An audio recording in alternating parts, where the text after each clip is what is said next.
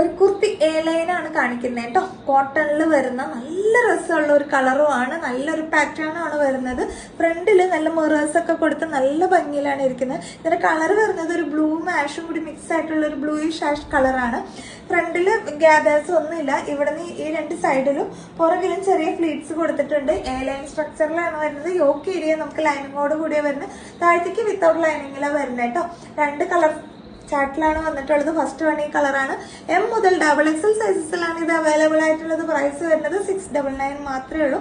നല്ലൊരു എലഗന്റ് ലുക്കുള്ള കളക്ഷനാണ്. ഇതിന്റെ അടുത്ത കളറും കൂടി കാണാം.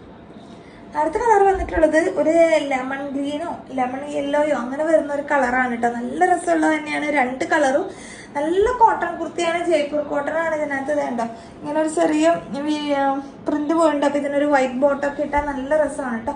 എല്ലാ ഫീച്ചേഴ്സും സെയിം തന്നെയാണ്. Mirror work